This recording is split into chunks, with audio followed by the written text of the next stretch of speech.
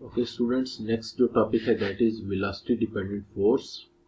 Velocity dependent force से मुराद ऐसी force है जिसकी वैल्यू जो है वो स्पीड ऑफ द ऑब्जेक्ट या उसकी वेलोसिटी के ऊपर डिपेंड करती है। ठीक है, वेलोसिटी चेंज होने से उस फोर्स की वैल्यू चेंज होती है, जिसकी वजह से उस ऑब्जेक्ट का जो एक्सेलरेशन है वो चेंज होता है।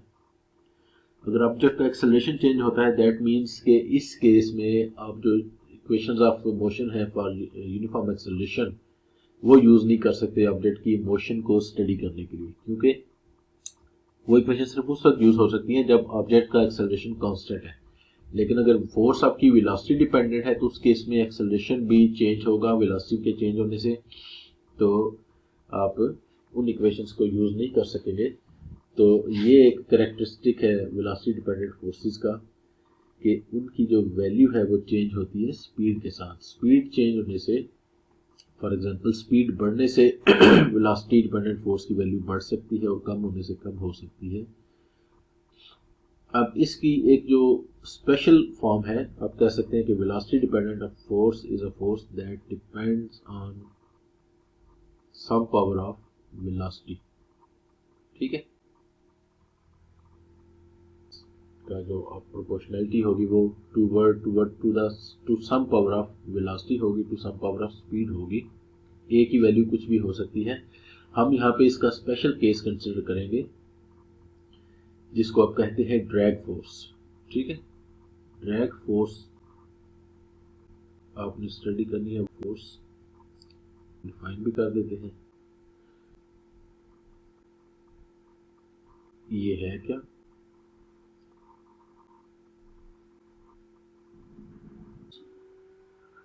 It is a resistive force that acts on a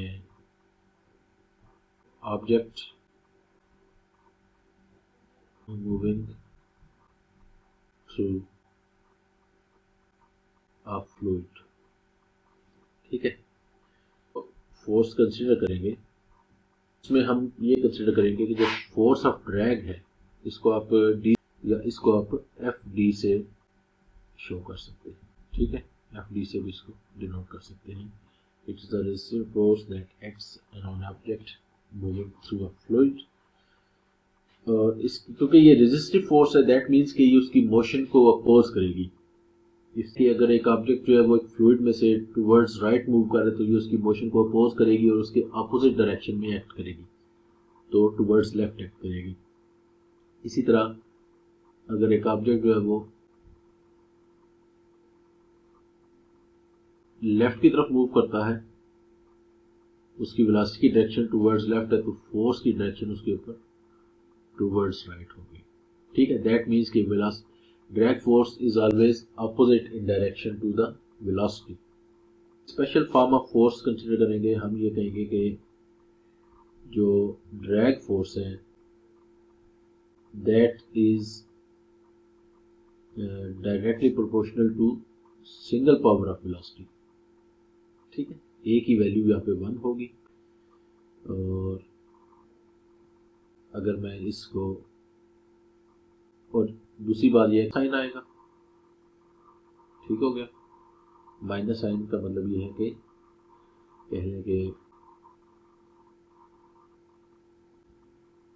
minus sign basically बता रहा होगा कि वेलोसिटी से अपोजिट डायरेक्शन में, तो यहाँ से अब इसको इक्वालिटी में कन्वर्ट करेंगे तो यहाँ पे कांस्टेंट ऑफ प्रोपोर्शनैलिटी आएगी जिसको आप बी कह लेंगे लेट्स से। ठीक है, एफ डी हो जाएगा b v. B is a coefficient, यहाँ पे ये जो बी है इस इक्वेशन में आ रहा है, it is called coefficient of drag. its value depends on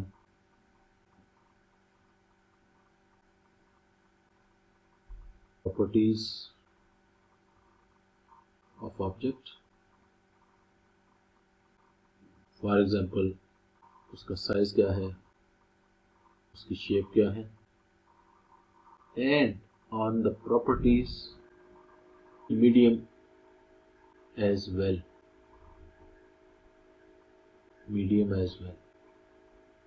fall, उसकी viscosity, so on so forth. ठीक है, तो ये दोनों चीजों की प्रॉपर्टी पे डिपेंड करेगा कि जो ऑब्जेक्ट मूव प्रॉपर्टीज क्या है, उसका साइज क्या है, उसकी शेप क्या है, उसकी प्लस जिस फ्लूइड मीडियम में से पास कर रहा है उसकी भी प्रॉपर्टीज के ऊपर ये। ठीक हो गया। हम यहाँ पे अगर magnitude of the drag force लिखें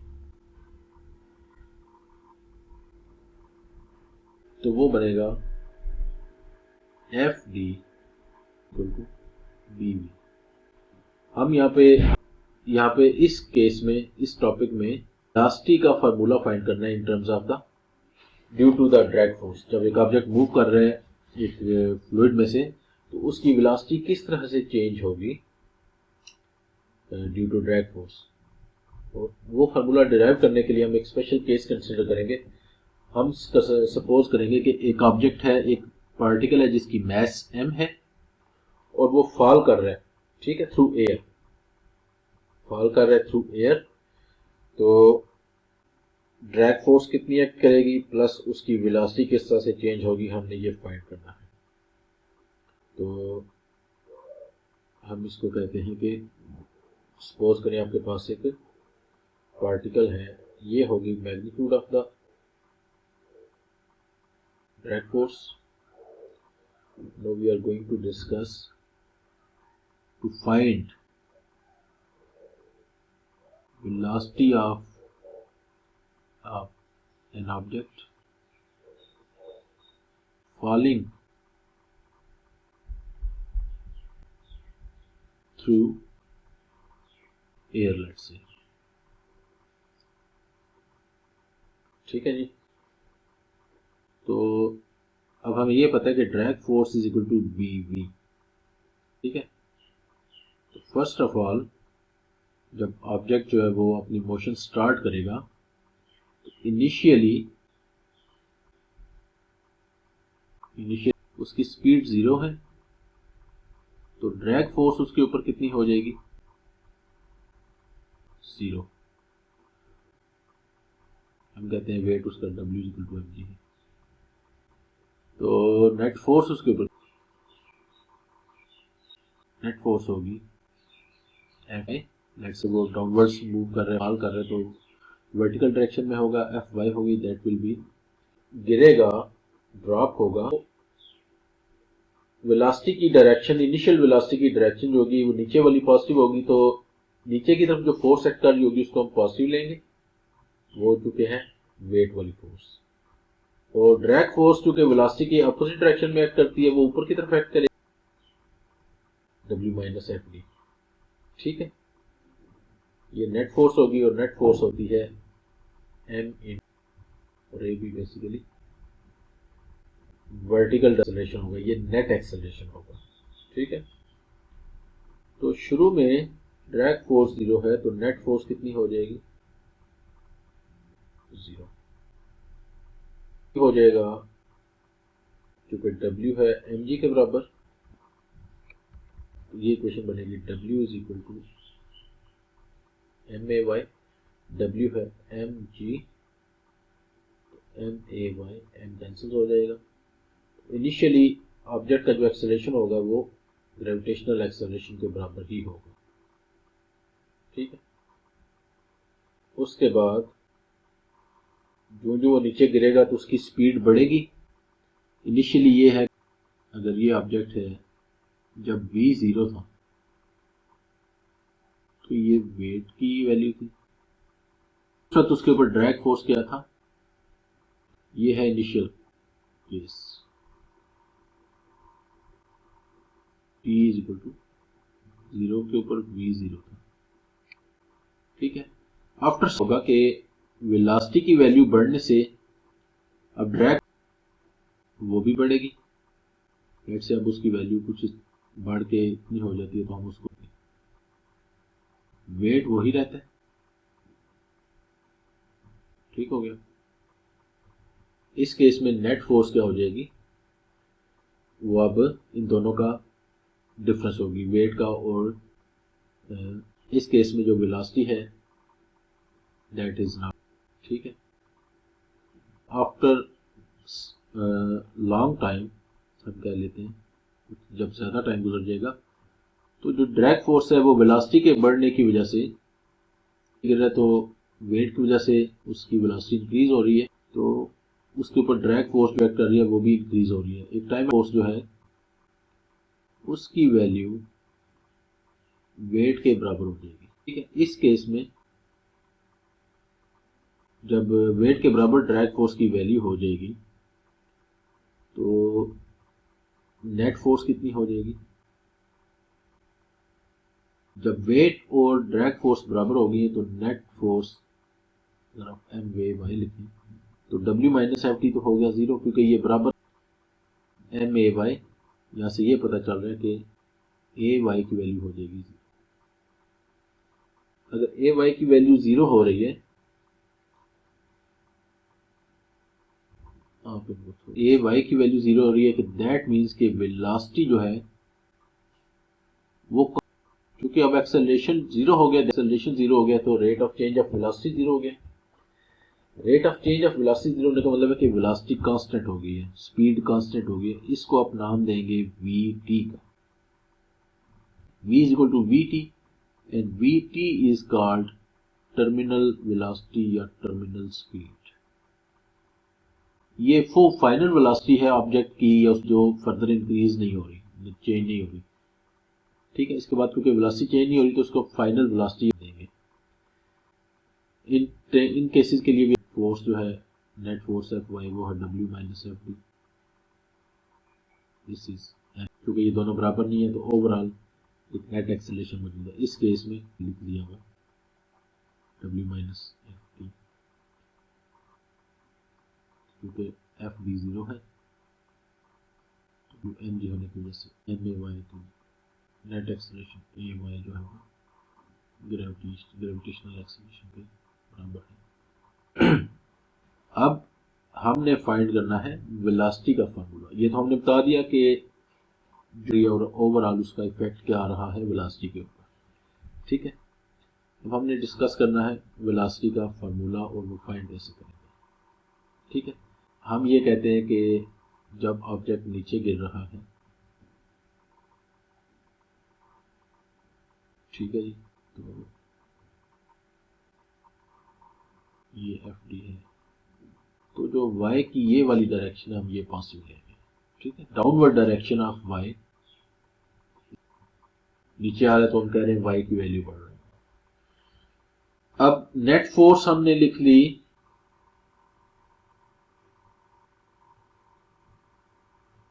M a y which is equal to W minus F B. ठीक है, हमें ये रिलेशन होता है नेट एक्सेलरेशन, वो होता है वेलोसिटी का डेरिवेटिव। ठीक हो गया, यहाँ पे आप वेलोसिटी को v भी लिख सकते हैं, और चाहे तो आपको पता है कि object along the as you like. ठीक है, हम इसको v ही रहने, तो यहां से आप लिख सकते हैं dv वेरिएबल्स,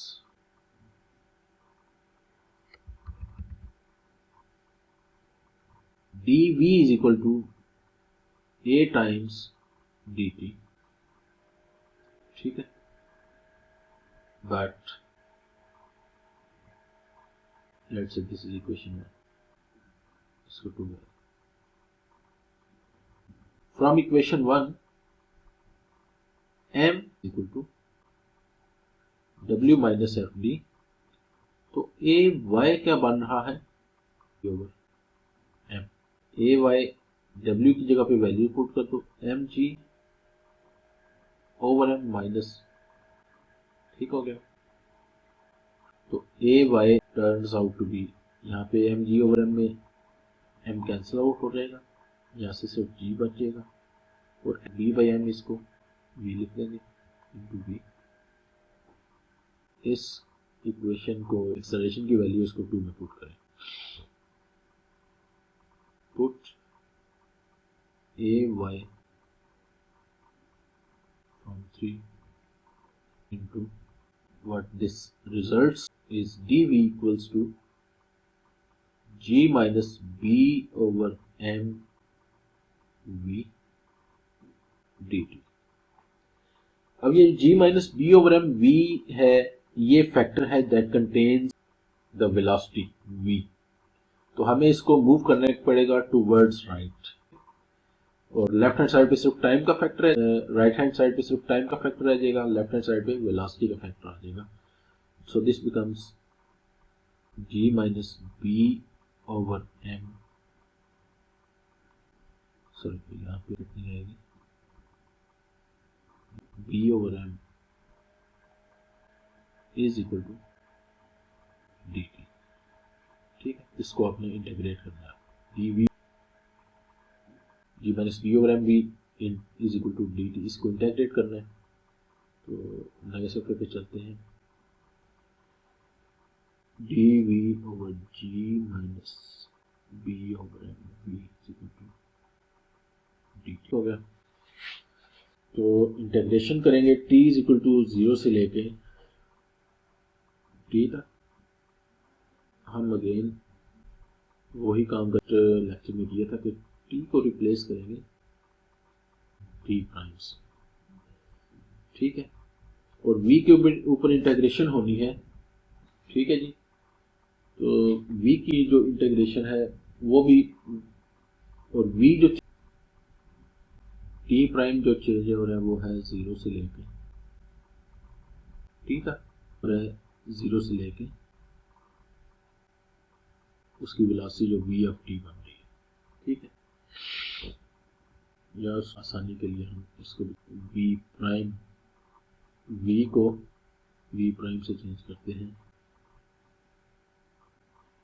तो 0 से लेके v तक चेंज होता है। ठीक हो गया इन टाइम t। अगर इंटीग्रेट करें, या चूंकि मैंने ये लिखा है तो एक स्टेप और कर लेते हैं इसमें, इसको लिख देते हैं d v prime over g minus b over m v prime is equal to d d prime. तो इंटीग्रेट फरमाया जाए इसको, g minus b over m v prime 0 से लेके v, और राइट हैंड साइड पे डी टी प्राइम 0 से लेके t तक। अब राइट हैंड साइड पे आ जाएगा लेफ्ट हैंड साइड वाला इंटीग्रल क्या बनेगा, उसको आपने चेक करना है। इसको इक्वेशन नंबर को कंसीडर करेंगे आप,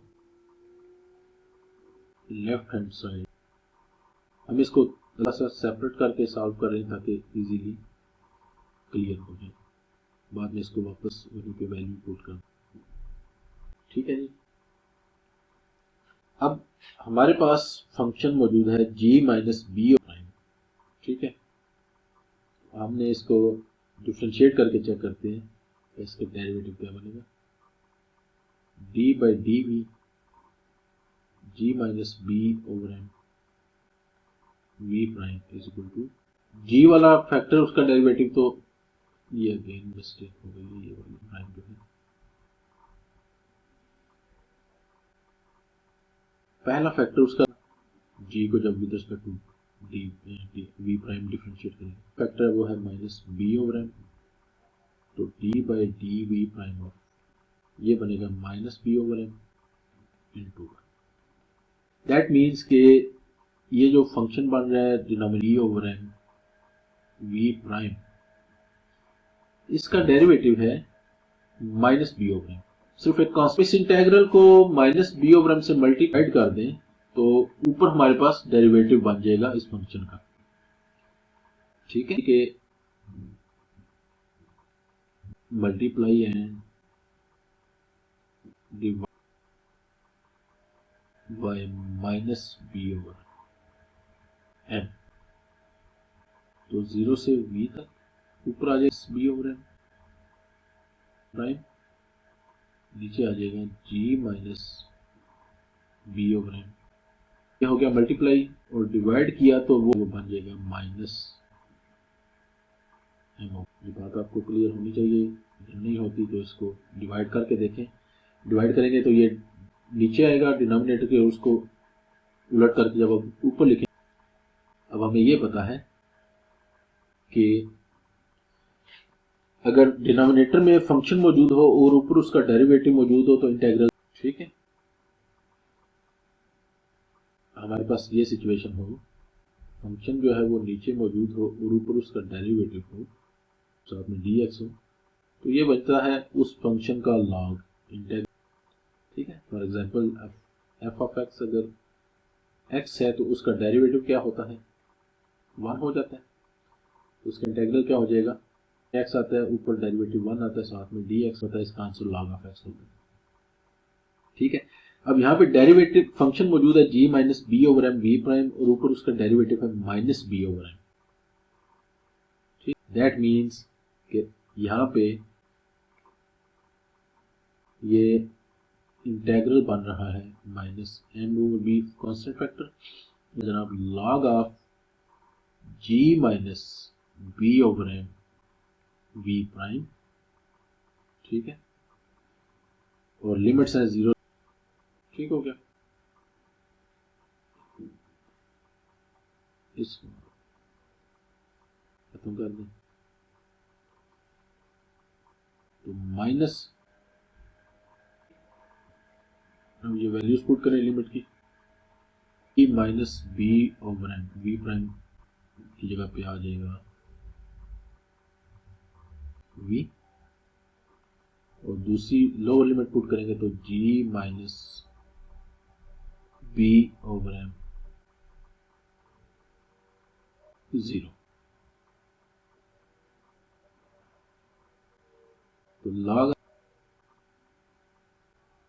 g minus b over m into v, m into 0 0 हो जाएगा, तो बाकी बचेगा log ऑफ g। दो नंबर्स, दो लॉग्स अगर माइनस हो रहे हैं, अरे में मैथ क्या फरमाता है कि जो माइनस हो रहे नंबर वो ऐसे लिखा जा सकता है, log of g minus b over m v over g, ठीक है। तो थोड़ा सा फर्दर अगर देखें, log g डिवाइड हो जाएगा 1 minus b over m g into, ये बन गई लॉग की वैल्यू, ये उस इंटेग्रल की वैल्यू, ठीक है। इक्वेशन नंबर 4 में जो इंटेग्रल था उसकी वैल्यू बनी है minus m over b log of 1 minus b over m g into b, इसको वैल्यू को पुट करें, value of equation 5 into equation 4. So this answer is minus m over b 1 minus bv over mg, और right hand side पे dt prime को integrate करेंगे तो t prime आएगा, t prime में वैल्यूज पुट करेंगे, this is minus m over b log of 1 minus bv over mg में t की वैल्यू पुट करेंगे और 0, तो ये सिर्फ t बच जाएगा, ठीक है। मैं अब माइनस एम और बी उधर जाके मल्टीप्लाई होके जो ये हो जाएगा minus b t over m, ठीक है। Log of 1 minus b v over m g is equal to minus log of 1 minus bv over mg log of 1 minus bv over mg equals to minus into t। हमने anti log लेना है दोनों sides पे ताकि हम log को खत्म करें, हमने v की वैल्यू फाइंड करनी है, उसके लिए और थोड़ा सा ताकत करना पड़ेगा। इसको आप लिख सकते हैं राइट हैंड साइड, यहाँ पे लिखा हुआ है minus b over m t into log of e. We know that natural log of e is by with respect to itself हमेशा 1 होता है, ठीक है। log यहाँ पे log ऑफ ई लिख दिया, क्योंकि यहाँ पे बेसिकली 1 मल्टीप्लाई हम करके लिख सकते हैं कोई, और ये जो फैक्टर है ये log ई के साथ उसकी पावर में चला जाएगा, बी लेफ्ट हैंड साइड पे है 1 माइनस बी वी, ठीक है जी। Taking antilog on both sides gives you 1 minus bv over mg equals to 1 minus bt। इस 1 को उस साइड पे ले जाएं, minus bv over mg is equal to -1, minus को मल्टीप्लाई कर दें, bv over mg is equal to minus e raise power minus bt हो रहा है, क्योंकि इस माइनस को उधर जाएगा और ये फैक्टर माइनस हो जाएगा, उसको इस तरह से लिख सकते हैं। v आपने फाइंड करना है, बाकी दोनों टर्म्स जो है b और v mg वाला फैक्टर उधर ले जाएं, कहते हैं cross multiply by b over mg। So v is equal to m g over b minus b t over. अब ये फार्मूला जो है ये m एक पार्टिकल की मैस है, ऑब्जेक्ट की g ग्रेविटेशनल एक्सेलरेशन है, ये कांस्टेंट है, b कोएफिशिएंट ऑफ ड्रैग है, ये कांस्टेंट है। जो चेंज हो रही है, फैक्टर चेंज हो रहा है, वो है सिर्फ t टाइम, ठीक है। दैट मीन्स कि velocity is here a function of time which is equal to mg over b into 1 minus e raised to bt over।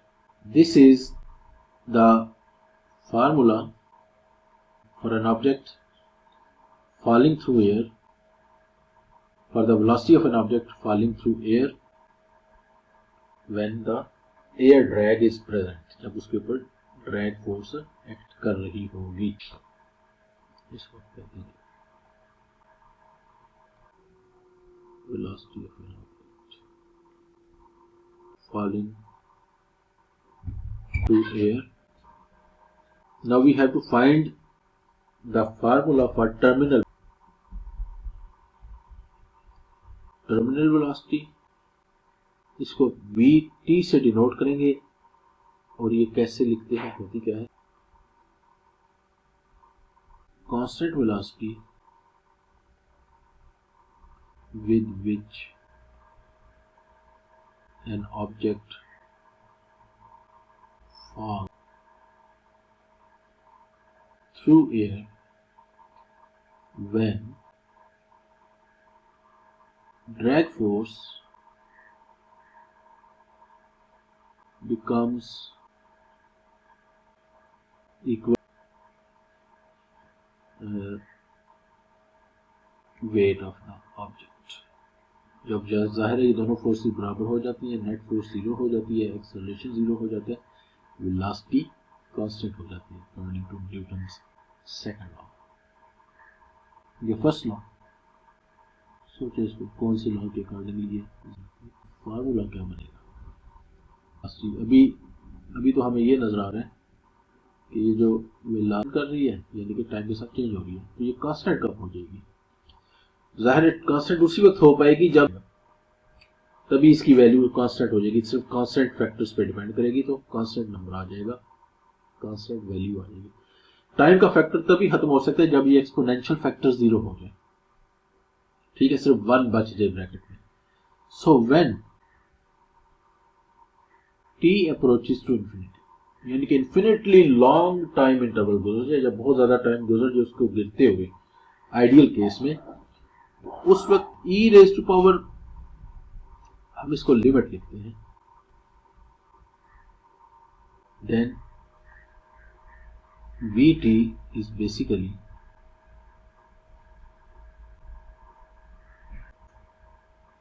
v of t, इस वेक्टर, इस फॉर्मूले को when time approaches to infinity, तो v of t के formula में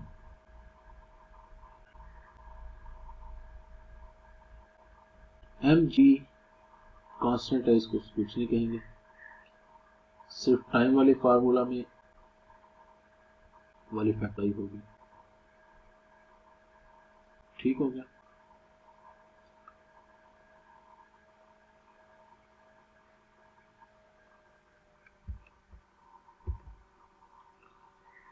क्या होगा कि जब t अप्रोचेस टू इंफिनिटी तो e के एक्सपोनेंशियल में माइनस इंफिनिटी का फैक्टर आ होगा। ठीक है, और ये 0 हो जाएगा। ठीक है, बी टी आपके पास बन जाएगा 1 minus 0 1 m g over terminal speed is equal to m weight over drag coefficient. तो जितना यहाँ से ये नजर आ रहा है कि इनवर्सली प्रोपोर्शनल टू ड्रैग, जितना ड्रैग ज्यादा होगा उतनी ही टर्मिनल स्पीड कम होगी, उतना ही वो ऑब्जेक्ट स्लो डाउन जल्दी हो जाएगा। ठीक है, मैंने ये फैक्टर लिखा है कि ये this limit is equal to 0। ये कैसे होगा, इसको लिख सकते हैं limit over b t over m लिख सकते हैं पावर -1। ठीक है, तो ये फैक्टर नीचे चला जाएगा। वैल्यू को टी की जगह पे इंफिनिटी पुट कर दो। इसका मतलब है कि पावर इंफिनिटी क्या हो जाएगी, वो आंसर इंफिनिटी इंफिनिट कर दें तो 1 बाई इंफिनिटी 0 हो जाएगा पूरा। ठीक है जी, नेक्स्ट जो इसमें करने वाला काम है वो है एक्सेलरेशन और वर्टिकल डिस्प्लेसमेंट। ठीक है, तो नए सफ़े पे इसको ड्रॉ करेंगे। ग्राफ्स ऑफ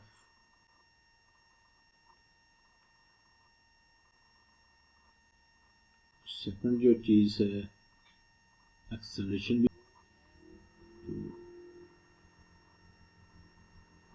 तो इस केस में एक्सेलरेशन की वैल्यू क्या होगी ड्रैग फोर्स के केस में, तो आप वेलोसिटी को डिफरेंशिएट करके फाइंड कर सकते हैं।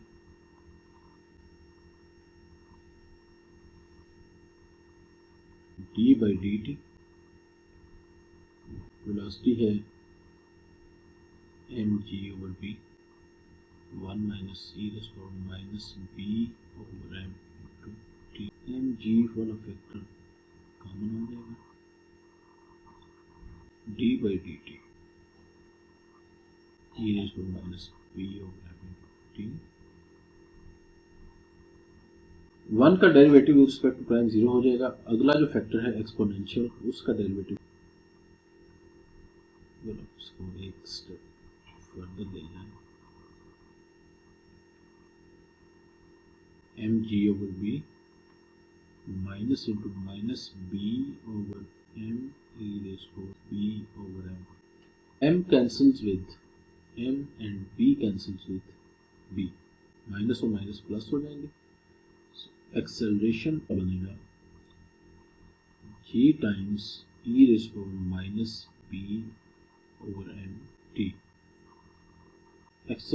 इस फार्मूले को देख के ये आइडिया हो रहा है कि जो टाइम के गुजरने के साथ साथ कम होता जाएगा, क्योंकि ई की साइन है, जितनी वैल्यू टी की इंक्रीज होगी तो ये जो फैक्टर है बी ये पॉजिटिव होता जाएगा और इसकी वैल्यू लार्ज होती जाएगी। लेकिन माइनस से मल्टीप्लाई होने की वजह से इसकी value more and more negative हो जाएगी। ठीक है, तो ई की होती जाएगी उतना ही ये number e raise to power minus b over m. ठीक है, उससे ये जाहिर होता है कि एक्सेलरेशन जो है वो टाइम गुजरने के साथ साथ डिक्रीज होगा। एक्सेलरेशन कम होने का मतलब ये है कि वेलोसिटी में जो हो जाएगा, दैट मीन्स वेलोसिटी कांस्टेंट हो जाएगी और आपको टर्मिनल वेलोसिटी या टर्मिनल स्पीड मिल जाएगी। ठीक है, व्हेन अगेन फार्मूला पुट करें टी अप्रोचेस की, तो उस वक्त ए की लिमिटिंग वैल्यू क्या होगी। ठीक है, तो जी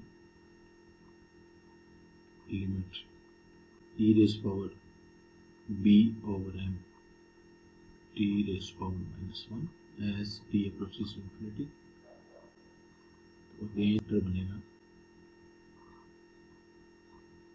1 over limit e raised to power b t over m as t tends to g into, जब e की पावर में t की वैल्यू इनफाइनाइट पुट करेंगे e की पावर इन्फिनिटी हो जाएगा। e की पावर इन्फिनिटी होने का मतलब है कि 1 over e this turns out to be limiting value of acceleration e approaches to infinity is 0।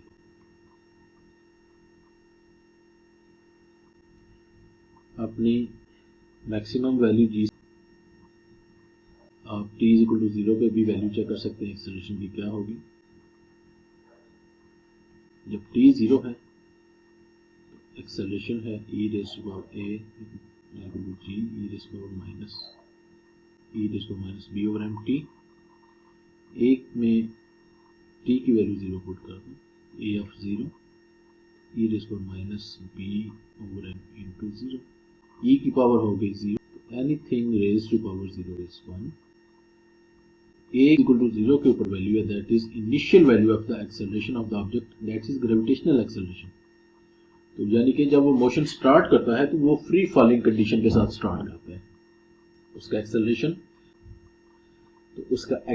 जो है वो डिक्रीज होता है और at the end after sufficiently long time उसका एक्सेलरेशन 0 हो जाता है और उसकी वेलोसिटी कांस्टेंट हो जाती है। अब इनके ग्राफ्स ड्रा करने हैं। हमें ये पता चल गया कि ये t इज इक्वल टू 0 के ऊपर वैल्यू है g के बराबर और t इंफिनिटी पे उसकी वैल्यू 0 हो गई है। अब बात आती है इनके ग्राफ्स ड्रा करने की।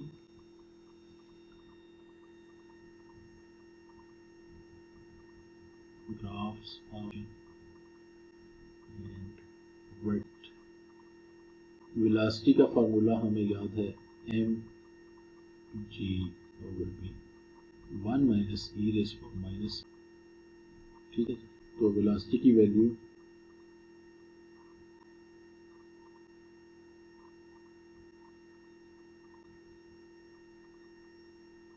t की वैल्यू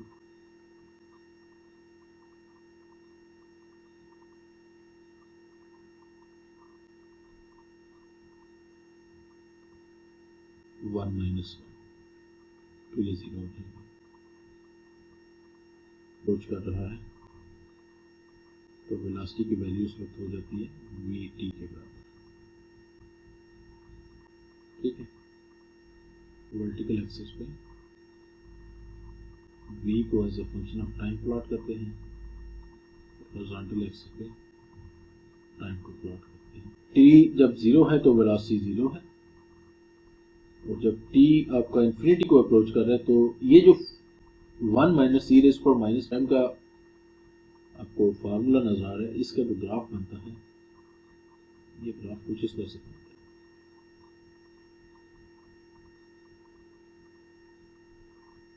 ठीक है, ये जो कर्व जो ग्रो कर रही है टाइम के साथ, इसकी वैल्यू बढ़ती चली जा रही है और आफ्टर सफिशिएंटली लॉन्ग टाइम इसकी वैल्यू जो है अब t की इस वैल्यू से आगे आगे इसकी वैल्यू कांस्टेंट होगी, अब वो इंक्रीज नहीं कर रही। ये इसकी टर्मिनल वेलोसिटी है vt, ठीक है। t का ग्राफ है। सिमिलरली और अगर b को 0 कर देंगे तो आपका अगर b 0 करेंगे तो आपको इसमें थोड़ा सा वो मैथ सॉल्व करना पड़ेगा। तो उस वेलोसिटी का ग्राफ इस तरह एक स्ट्रेट शो करेगा, ठीक है। This to show that when मैं इसको लेक्चर के एंड में सेकंड है ग्राफ ऑफ एक्सेलरेशन।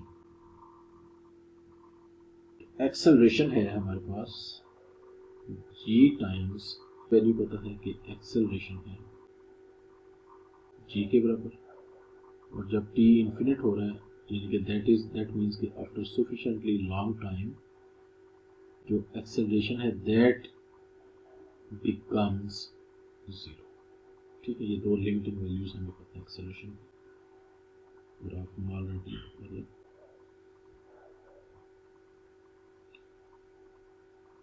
तो जनाब ये अपनी maximum value a is equal to g से स्टार्ट कर रहे हैं यहाँ पे graph 8 metres per second square. ठीक है, t0 पे उसकी वैल्यू g के बराबर है। उसके बाद डिके मतलब कि डिक्रीज हो रहा है टाइम गुजरने के साथ, जो जो t की वैल्यू पॉजिटिव होती जा रही है, बढ़ती जा रही है। ये कुछ इस तरह से ग्राफ बनेगा, कुछ स्टीप हो गया, इतना नहीं, इसकी स्लोप थोड़ी सी है, वो डिपेंड करेगी कि आपका जो b की वैल्यू क्या है उसके ऊपर डिपेंड करेगी।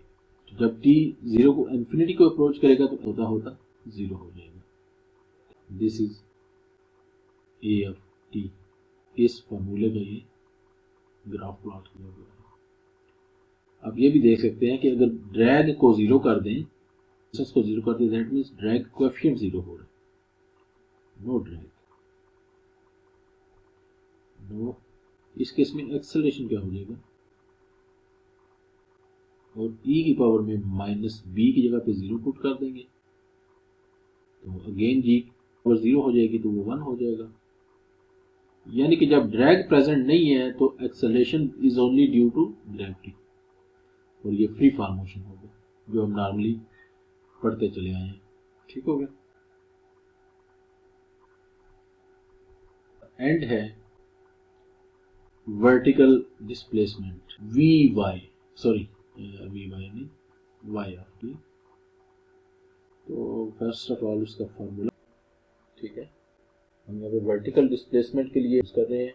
ठीक है, तो t प्राइम कर देंगे t के वेरिएबल को इंटीग्रेशन के लिए, t प्राइम चेंज हो रहा है 0 से t तक। तो टाइम t में ऑब्जेक्ट कितना डिस्टेंस फॉल करेगा। ठीक है, ये फॉर्मूला आपने कैलकुलेट करना है। यहाँ से शुरू किया उसने, तो टाइम यहाँ पे, तो ये जो डिस्टेंस है ये होगा y डिस्टेंस, ये आपने कैलकुलेट करना होगा। ठीक होगा, आपको पता है क्योंकि ये मैं नहीं करूँगा। वैल्यूज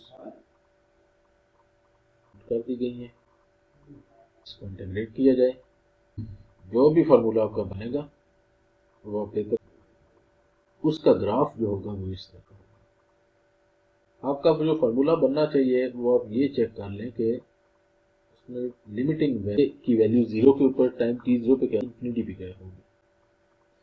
ठीक है, so this will be something like कुछ इस तरह से वो इंक्रीज हो। तो जब t 0 है तो उसकी ने जो वर्टिकली जो डिस्टेंस नीचे की तरफ कवर किया है वो 0 है, टाइम t प्राइम 0 के ऊपर। तीन ग्राफ्स है, वेलोसिटी, एक्सेलरेशन एंड डिस्प्लेसमेंट के, in the case of drag force. ठीक हो गया, यहाँ पे ये आपका टॉपिक कंप्लीट होगा। इसमें हमने चीज है, फिर आपने इस तरह की के लिए आपने वेलोसिटी का फार्मूला फाइंड किया है जब ड्रैग फोर्स जो है वो वेलोसिटी की सिंगल पावर पे f d is equal to minus b v, we